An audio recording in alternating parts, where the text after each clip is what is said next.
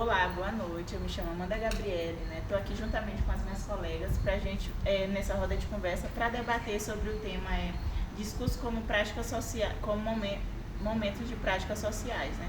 Eu gostaria de que cada um se apresentasse para a gente poder dar início a esse tema e saber, né, a opinião de cada uma referente a esse assunto.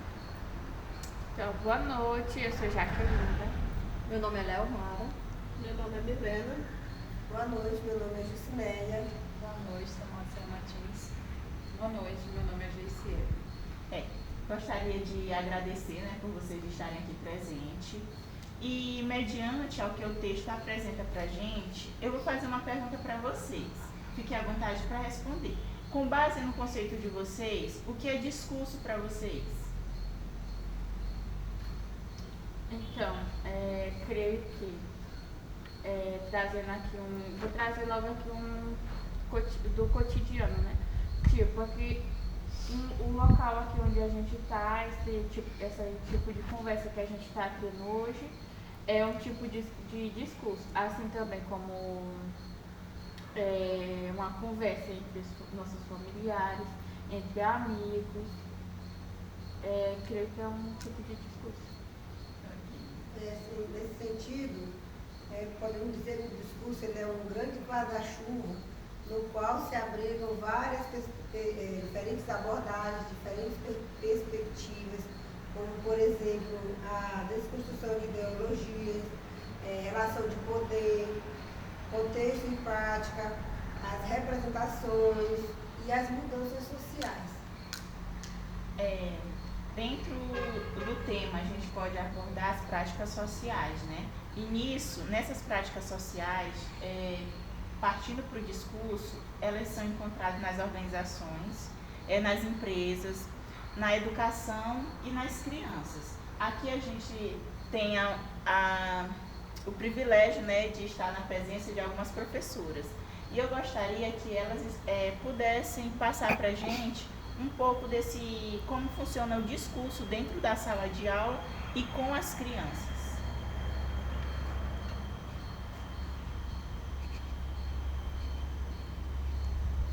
O discurso dentro da sala de aula, ele acontece de várias formas. Nós sabemos que cada criança, ela vive em um meio. E cada meio tem pessoas que se relacionam de forma diferente. Tem crianças que são mais calmas, crianças mais estressadas, né?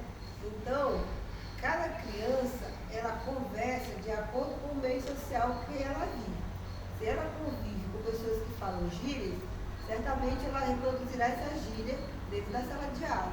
Mas se eles vivem no meio que vive com pessoas médicos, advogados e outros, certamente a família dela são desse tipo, então eles vão conversar dessa forma. Então, assim, observa-se que dentro da sala de aula há uma diversidade de discurso, porque cada criança tem o seu discurso de acordo com o seu âmbito familiar. E é como eles falam que a pessoa ela pode ser moldada, né? De acordo com a criança está na infância, de acordo com o que ela vive, a perspectiva dela que ela tem em casa, o convívio, ela vai sendo moldada a isso também. Para vocês, professores, como é conviver e como é que vocês socializam essa questão da diversidade do discurso dentro da sala de aula? Vocês fazem alguma manobra para alinhar? Sim, de uma certa forma sim, porque dependendo de como é o discurso da criança, a gente procura sutilmente corrigir esta criança, né? Para que talvez ela tenha facilidade de falar palavrões, ou ela distrata os colegas. Então, a partir do convívio, a gente vai corrigindo, vai mostrando a forma como a criança tem que falar, vai mostrando, repetindo as palavras que ela fala já com outras palavras, né? No caso que a gente acha que foi correto. Então, para que ela venha também reproduzir aquilo que a gente reproduz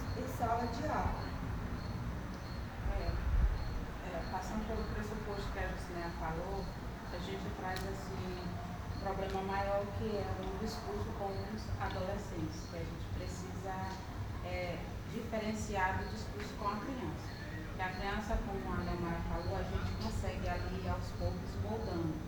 Já o adolescente, ele já vem já mais um pouco moldado e simplesmente vem aquilo que a Justina falou da questão das gírias e de outras situações e que a gente precisa trabalhar de uma maneira diferenciada do adolescente para a criança, que você consegue moldar. Já o adolescente, ele já vem mais porque tem amizade com outros, aí também tem a questão familiar e é um pouco mais complicado esse discurso com o adolescente. A questão do adolescente, que é bastante interessante, porque o adolescente ele já vem de vamos dizer que de dois mundos, né? Dentro de casa, que provavelmente, assim, muito poucos vêm junto com ele é acostumado dentro de casa, ele usa na rua também. Só que quando ele chega, uma das maioria dos adolescentes, quando ele chega na rua, ele já muda bastante o jeito dele de falar, como a gente já citou antes, usando bastante gírias. Por isso que dentro desses contextos, né, o texto ele traz em si que, de acordo com a ADC, né, e os dois estudiosos, para se ter uma percepção, a gente precisa primeiro saber qual é o problema, né, para depois identificar os obstáculos para que o problema seja superado. E o outro passo que a gente pode estar aplicando é a função do problema na prática. Que é isso que vocês acabaram de dizer, né? Que vocês buscam moldar principalmente as crianças na forma do convívio delas. Saúde.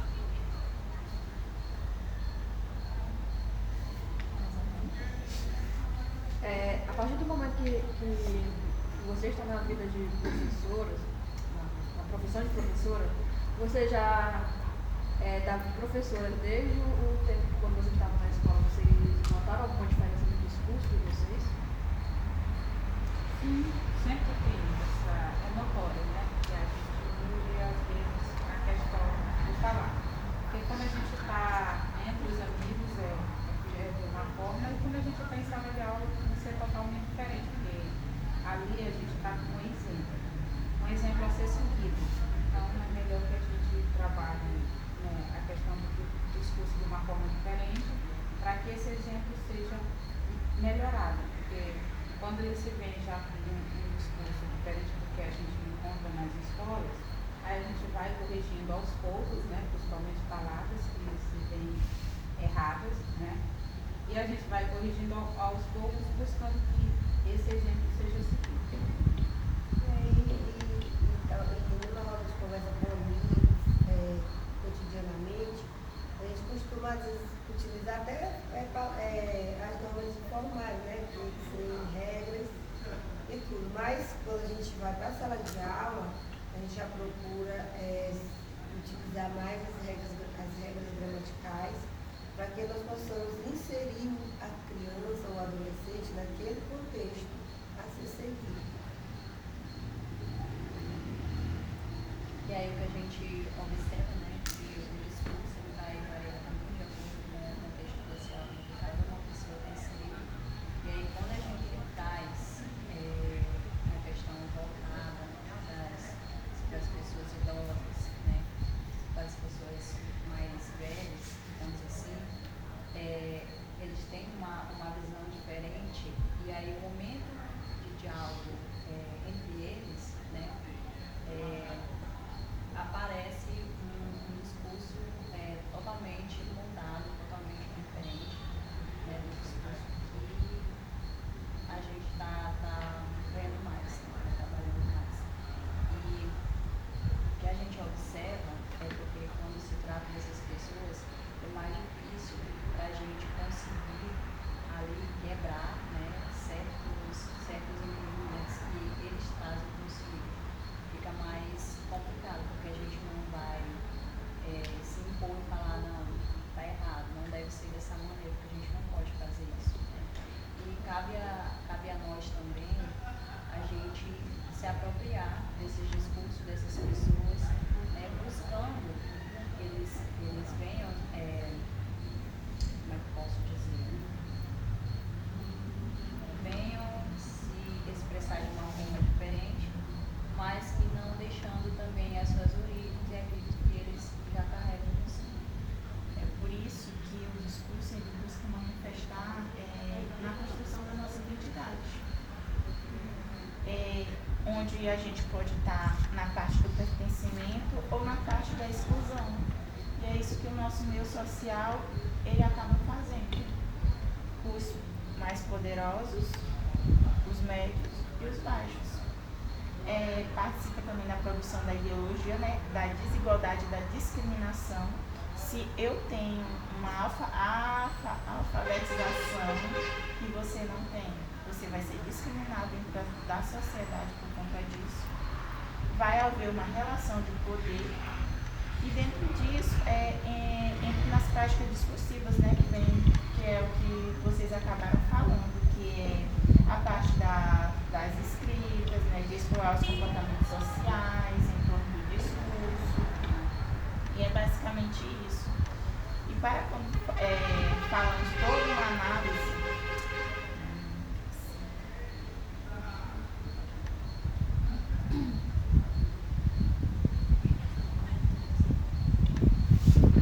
Pausou, João? Continua.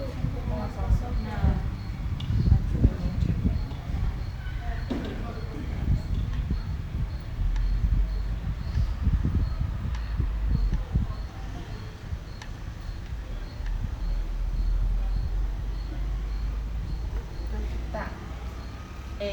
A gente faz essa análise, né, de informações dentro do contexto social, onde há um grande impacto significativo dentro da sociedade, tanto na organização como ela funciona. Assim podemos influenciar desde as relações interpessoais até as políticas públicas. Às vezes, tu falou que às vezes varia de alfabetização, para uma pessoa alfabetizada e a outra não. Mas ao meu ver, às vezes não precisa nem a pessoa ser alfabetizada, né? Que às vezes já ocorre essa discriminação também. E parando para pensar também, a gente pode falar de discurso de várias maneiras, como a Maurícia já falava, e a Amanda também, a gente muda o discurso dependendo do local, né? E aí eu falo na perspectiva de associação, quando você vai fazer reuniões com as pessoas, porque a gente precisa mudar o discurso, dependendo do que a gente vai falar, para que haja a compreensão.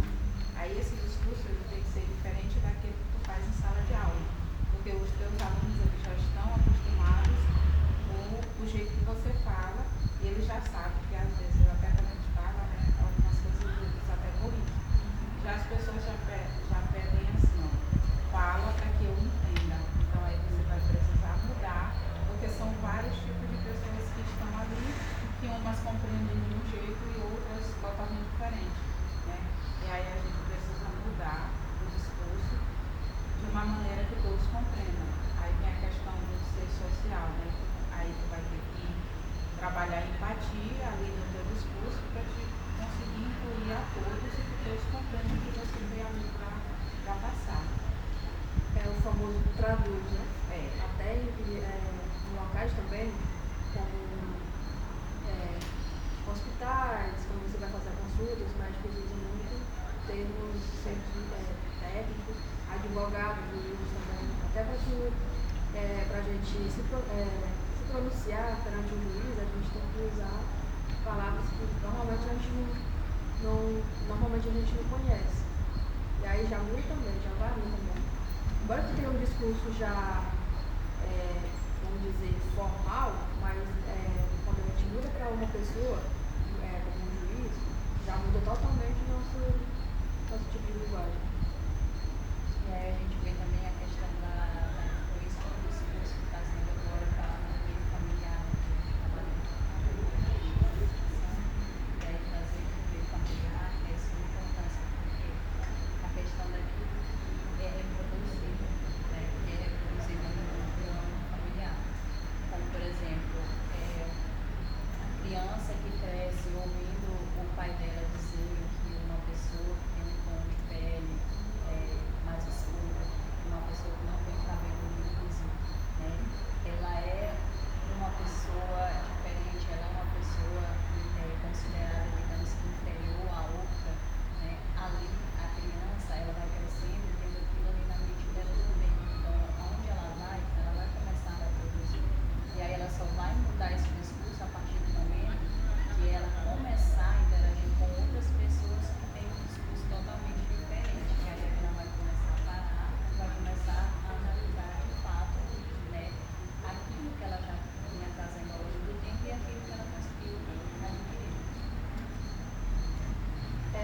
coisa interessante também, que muito ocorre, é quando a pessoa quer mudar, não totalmente, quer mudar o jeito dela de falar, só que ela é impedida por outras pessoas, porque aquilo para ela não está sendo. Para outra pessoa tá parecendo que a pessoa quer se achar, quer ser melhor do que a outra.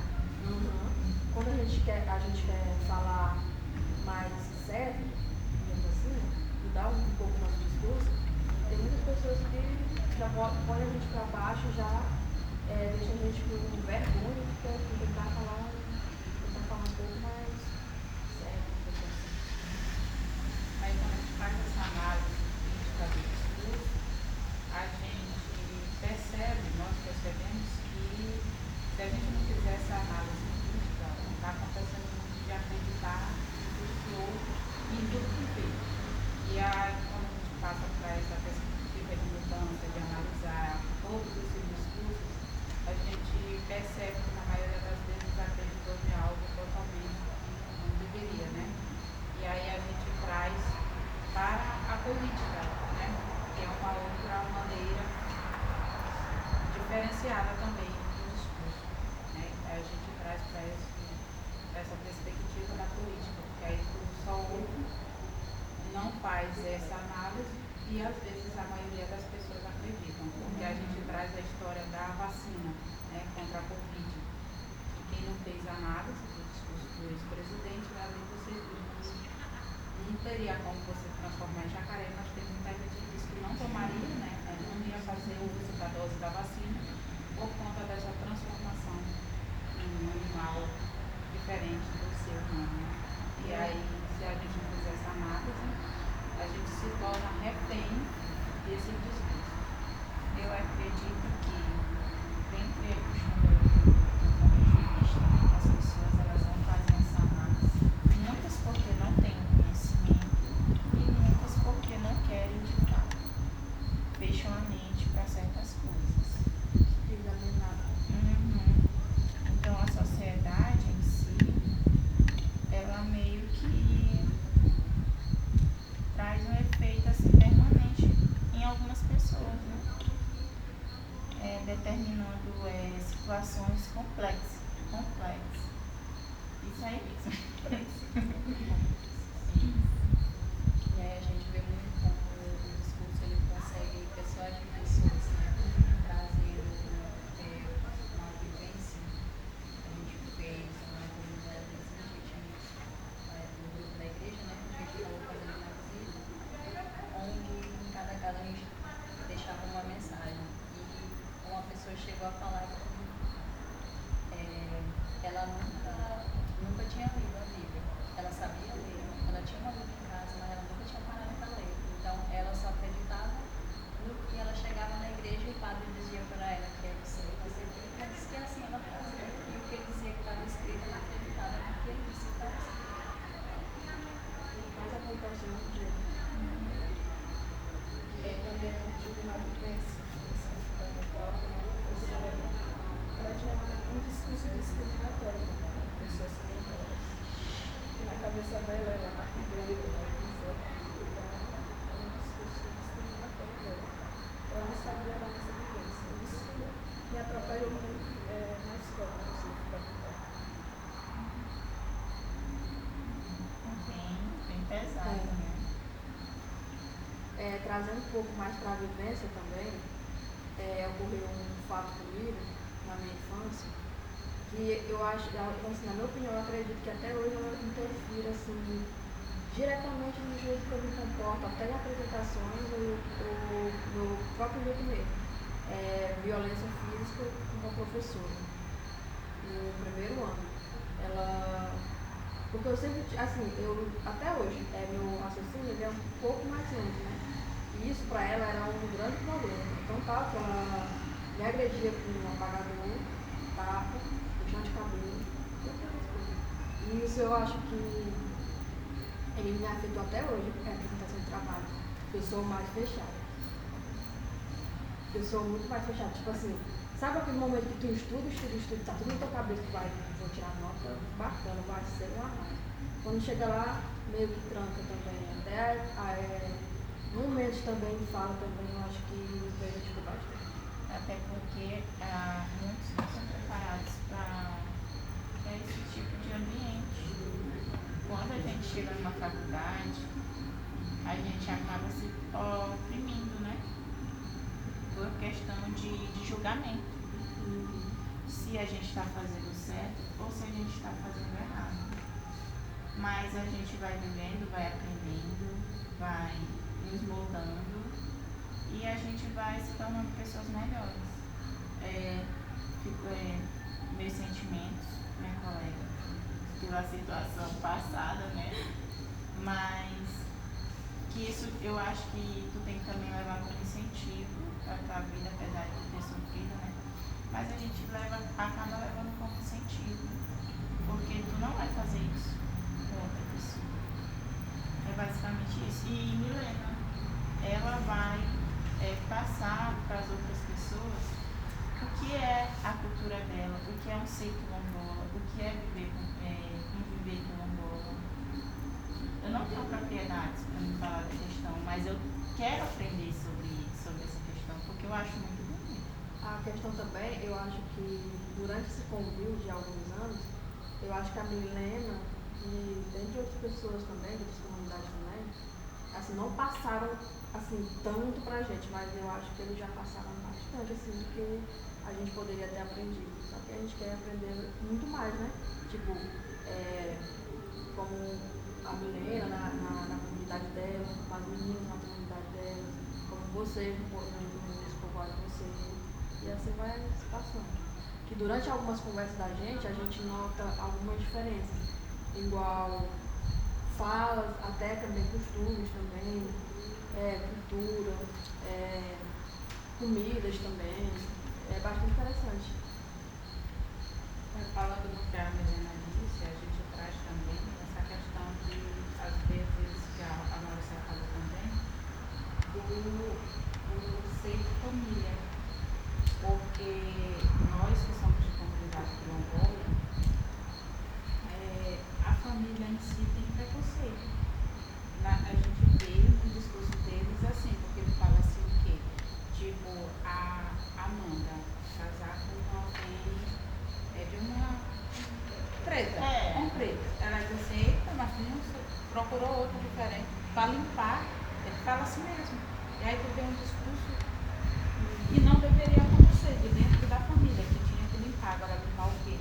É aí que a gente traz, que teve aí o mês da consciência negra e a gente trouxe em vários discursos, que a gente precisa ter o orgulho daquilo que somos e onde estamos, né? E aí é que a gente vai mudando algumas coisas, né? Porque a gente diz que errar é humano, persistir no erro que é burrice, né?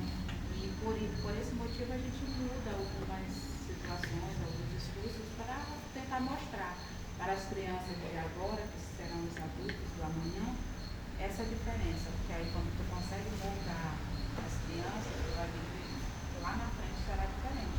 Eles não irão ouvir e nem reproduzir o que nós ouvimos, que não conseguimos reproduzir hoje, né? Graças a Deus, porque entendemos o que é realmente ser e o ser quilombola, que foi que tantas pessoas passaram para que a gente estivesse aqui hoje e dizer que tem orgulho do que a gente é, né? Porque assim como a Milena falou, eles pensam que é só macumbeiro, mas o macumbeiro também é um ser humano, né? Então a gente precisa mudar aí essa perspectiva desse discurso, trazendo para as crianças, porque aí tu consegue moldar desde o início para um ser social melhor. Eu iria até te fazer uma pergunta referente a essa questão da discriminalidade por questão de cultura, né? Mas eu meio que acho que já respondeu a minha pergunta. Como é que vocês veem essa questão da discriminação de grande parte da sociedade, que ainda hoje existe e na maioria? Não é fácil, né, a vivência dessa parte, mas a gente, eu sempre gosto de dizer que uma andorinha só faz verão, mas ela faz a parte dela, né? E se cada um fizer a sua parte, a gente consegue mudar aos poucos, porque não vai dar validade de um dia para a noite, mas a gente consegue mudar aos poucos. E a gente sempre fala que o futuro do mundo, de todos os lugares, são as crianças. Então elas só conseguem reproduzir o que o adulto faz. Né? E aí ela só consegue falar porque ela vê você falando e aí ela está tentando reproduzir. É a mesma coisa do andar. Ela só consegue porque você está incentivando para o andar. Então, porque a gente não consegue incentivar as crianças sobre essa questão de discriminação. Porque na maioria das vezes você deixa passar. Né? Porque para a maioria das crianças, quando eles ouvem a gente falando e eles tentam reproduzir, é porque no momento ali a gente é uma figura de exemplo. Por isso que acontece tanto assim, de crianças aprenderem algumas coisas erradas, porque de algum momento ela viu um adulto ou alguma pessoa próxima dela reproduzindo e ela levou aquilo ali como exemplo e ela reproduziu também. É por isso que grandes práticas, né, dentro da sociedade, ela vai gerando diversos efeitos sociais. E é isso que a gente busca, né? Esse efeito social. Aqui essas crianças se tornam um ser social diferente, aonde eles vão viver, construir o seu lar, né? Porque aí é diferente de casa. Então é isso, né, gente? A análise do discurso, ela possui essas várias vertentes aí, e que também teve uma grande abordagem por vários pensadores, vários críticos que vêm defendendo, né, o decorrer da história. E como tem e assim, o discurso é isso, né? Ele tem essas várias vertentes que para cada lado que a gente observa, que a gente parte, a gente está se deparando com o discurso. E a gente vai ver análises diferentes de cada um. E análises diferentes de cada um. E ele vai aí se moldando de acordo com o meio social. Gente, eu queria agradecer essa prosa, na verdade. Essa prosa para vocês.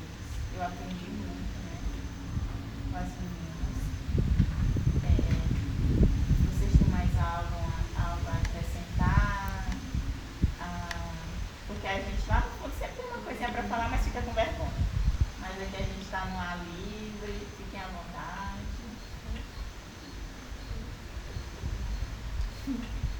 Não, só que o discurso, ele não é só preso ali no discurso em si, mas ele também vai estar voltado para a linguagem que vai ser utilizada. A estrutura. A estrutura onde aquela linguagem ela vai ser colocada para poder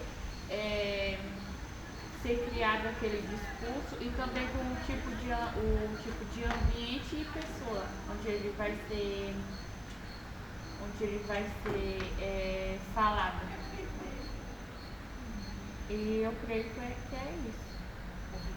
Deduz então que ele é um ato social que carrega vários significados. E tem um poder gigantesco.